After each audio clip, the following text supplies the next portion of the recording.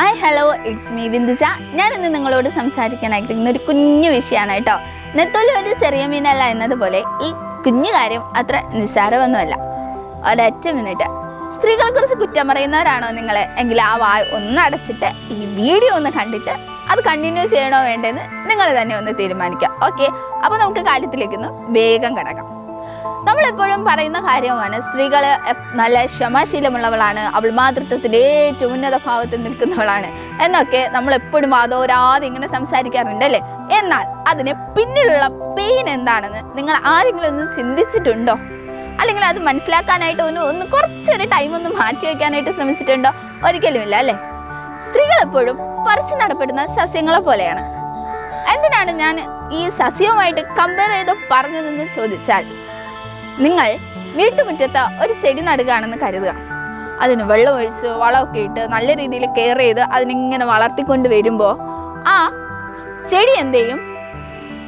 അതിൻ്റെ വേരുകളെ പതിയെ പതിയെ പതിയെ പതിയെ പതിയെ മണ്ണിലേക്കൊന്ന് ഇറക്കി ഒന്ന് സ്ട്രോങ് ആയി ഒന്ന് താലയെടുത്ത് വരുമ്പോൾ നിങ്ങൾ വിചാരിക്കുവാണ് ഈ പ്ലേസ് അത്ര കൊള്ളത്തില്ല, അതിനടുത്ത് വേറൊരിടത്തേക്ക് വെക്കാമെന്ന് പറഞ്ഞാൽ അതിനെ പറിച്ചെടുത്ത് നമ്മൾ വേറെ സ്ഥലത്തേക്ക് കൊണ്ട് വയ്ക്കാമെന്ന് വിചാരിക്കുക. ചില സസ്യങ്ങൾ പട്ടുപോകും, ചിലത് പതിയെ പതിയെ പതിയെ കുറച്ച് കൂടുതൽ വെള്ളമൊക്കെ ഒഴിച്ച് ഒന്ന് റെഡിയാക്കി എടുക്കുമ്പോൾ പതിയെ പതിയെ അതിൻ്റെ വേറൊന്ന് മണ്ണിലേക്കൊക്കെ ഒന്ന് സെറ്റായിട്ട് സ്ട്രോങ് ആയിട്ട് പതിയെ പതിയെ അതിന് കുറച്ച് കാലതാമസം വേണ്ടി വരും അല്ലേ. അതുപോലെയാണ് സ്ത്രീകൾ. ഒരു പെൺകുഞ്ഞിനെ ഒരമ്മ ജന്മം നൽകി കയ്യിലേക്ക് തരുമ്പോൾ എല്ലാവരും പറയും, ഓ പെൺകുട്ടിയാണ് കേട്ടോ, കുറച്ച് സാമ്പത്തികമൊക്കെ ഇപ്പോഴേ കരുതി വെച്ചോളണം എന്ന് പറയും. എന്നാൽ അവൾ വളർന്നു വരുമ്പോഴോ കുട്ടി വളരുന്നുണ്ട് കേട്ടോ എന്ന് പറയും. അവൾ പ്രായപൂർത്തിയായി കഴിയുമ്പോൾ ഇനി പ്രായപൂർത്തിയായി, ഇനി കുറച്ച് കാര്യങ്ങളൊക്കെ ഒന്ന് ശ്രദ്ധിക്കണം, കുറച്ച് കെയറൊക്കെ ഒന്ന് ഇച്ചിരി കൊടുക്കണം, കല്യാണ പ്രായം എത്തിക്കഴിഞ്ഞാൽ എങ്ങനെയെങ്കിലും കല്യാണം കഴിപ്പിച്ച് അയക്കണം എന്നൊരു ചിന്ത മാത്രമായിരിക്കും നമ്മുടെ മനസ്സിൽ. അവളൊരു അമ്മയായി ആ ഫാമിലി ആയിട്ടൊക്കെ ഒന്ന് സെറ്റായി വന്നു കഴിഞ്ഞാൽ എൻ്റെ കുട്ടിയുടെ ജീവിതം സഫലമായി. ഇതാണ് നമ്മളെപ്പോഴും പറയാറുള്ളത്. എന്നാൽ അവൾ അനുഭവിക്കുന്ന വേദനകളെ കുറിച്ചൊന്ന് ശ്രദ്ധിക്കാനോ അതിന് വേണ്ടിയിട്ടൊന്ന് സമയം ചെലവഴിക്കാനോ നമുക്ക് ഒട്ടും സമയമില്ല അല്ലേ. എന്താ അങ്ങനെ? നമ്മളൊന്ന് ചിന്തിച്ച് നോക്കിയേ. നമുക്ക് നമ്മുടേതായ കാര്യങ്ങളൊക്കെ ഒന്ന് സെറ്റ് ചെയ്യാനും അതിന് വേണ്ടിയിട്ടുള്ള ടൈമൊക്കെ കണ്ടെത്താനും നമ്മൾ ഒത്തിരി ഒത്തിരി ഒത്തിരി സമയം ചെലവഴിക്കുമ്പോൾ ഈ ഒരു വിഷയത്തിന് മാത്രം കുറച്ചൊരു ബുദ്ധിമുട്ടാണ് നമുക്ക് ഇല്ലേ. എന്നാൽ ഒരു സ്ത്രീ ഒരു കുഞ്ഞിനെ ഉദരത്തിലേക്ക് സ്വീകരിക്കാൻ വേണ്ടിയിട്ട് അവൾ തയ്യാറെടുക്കുമ്പോൾ അവളുടെ ഒരു വേദനയുണ്ട്. ആ കുഞ്ഞ് വളർന്നു കഴിയുമ്പോൾ അവൾ ഭൂമിയിലേക്ക് ആ കുഞ്ഞിന് ജന്മം നൽകാനായിട്ട് തയ്യാറെടുക്കുമ്പോൾ ഒരു സാധാരണ മനുഷ്യന് താങ്ങാൻ കഴിയുന്നതിനെക്കാട്ടിലും അവൾ ആ ശരീരത്തിൽ ഒത്തിരി വേദന സഹിക്കുന്നുണ്ട്. 20 അസ്ഥികൾ ഒരുമിച്ച് ഒരേ സമയം ഒടിയുന്ന വേദനയാണ് അവൾ ആ ശരീരത്തിൽ അനുഭവിക്കുന്നത്. നമ്മളെപ്പോഴും ചിന്തിക്കും അത് സ്ത്രീകൾക്ക് കൊടുത്തിരിക്കുന്ന ഒരു നിയോഗമാണ്, അല്ലെങ്കിൽ അവളുടെ ഒരു കർത്തവ്യമാണെന്ന് നമ്മൾ ചിന്തിക്കും. എന്നാൽ ആ ഒരു വേദനയിലൊന്ന് കൈത്താങ്ങാവാനായിട്ട് നമുക്ക് എപ്പോഴെങ്കിലും കഴിഞ്ഞിട്ടുണ്ടോ? അവളുടെ ആ വേദന അവൾ സഹിക്കുന്നത് കാണാതെ ഉദരത്തിൽ ലാളിച്ച് വളർത്തിയ ആ കുഞ്ഞിന് വേണ്ടിയിട്ടാണ്. ആ കുഞ്ഞിനെ കണ്ടു കഴിയുമ്പോൾ കുഞ്ഞിനോടുള്ള സ്നേഹത്തിൽ അവൾ എല്ലാ വേദനയും മറക്കുക. എപ്പോഴും സ്ത്രീകൾ അങ്ങനെ തന്നെയാണ്. പല കാര്യങ്ങളും നമ്മൾ അവരെടുത്ത് ക്രൂരമായിട്ട് പെരുമാറുമ്പോൾ അവരൊരു ചെറിയൊരു സന്തോഷം കിട്ടിയാൽ മതി കേട്ടോ, അവർ ആ വേദനയൊക്കെ മറക്കും. അങ്ങനെയാണ് സ്ത്രീകൾ എപ്പോഴും. നിങ്ങളൊന്ന് ചിന്തിച്ച് നോക്കിയേ. നിങ്ങളെപ്പോഴും ജോലിക്ക് പോകുന്നുണ്ട്, മാസം തോറും ശമ്പളം മേടിക്കുന്നുണ്ട്, നിങ്ങൾക്ക് ഒരു ടൈം ഷെഡ്യൂളുണ്ട് ജോലിക്ക്. ചിലപ്പോൾ ലൈഫ് ലോങ് ആയിട്ടുള്ള ജോബായിരിക്കും, അല്ലെങ്കിൽ ചിലപ്പോൾ ഷോർട്ട് ടൈം ജോബായിരിക്കാം.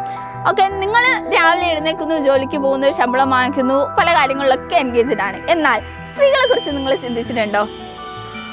വീട്ടമ്മമാരായിരിക്കുന്ന സ്ത്രീകൾ എപ്പോഴും അവര് ഒരേ കാര്യങ്ങൾ തന്നെയാണ് ഡെയിലി ഇങ്ങനെ ചെയ്തുകൊണ്ടിരിക്കുന്നത്. അവർക്ക് ശമ്പളം ഇല്ല, അവർക്ക് ലീവില്ല, അവർക്ക് റെസ്റ്റ് ഇല്ല, ഒന്നുമില്ല. എന്താ അങ്ങനെ? അവരുടെ മനസ്സിൽ എപ്പോഴും തൻ്റെതായ ലോകം എന്ന് പറയുന്നത് അപ്പനും അമ്മയും കഴിഞ്ഞ് കഴിയുമ്പോൾ ഹസ്ബൻഡും മക്കളുമാണ്. അതിലേക്ക് മാത്രമായിട്ട് അവർ ഒതുങ്ങിക്കൂടാനായിട്ട് ശ്രമിക്കും.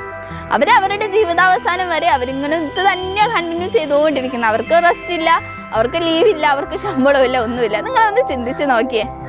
ഞാൻ ഈ പറയുന്നത് വീട്ടിലിരിക്കുന്ന വീട്ടമ്മമാരെ കുറിച്ചാണ് കേട്ടോ, പുറത്ത് ജോബിന് പോകുന്നവരെ കുറിച്ചല്ല. എന്നാൽ ജോബിന് പോകുന്നവർക്ക് വേദന ഇല്ലേ എന്ന് ചോദിച്ചാൽ അവർക്ക് അവരുടേതായ പ്രശ്നങ്ങളുണ്ട് കേട്ടോ.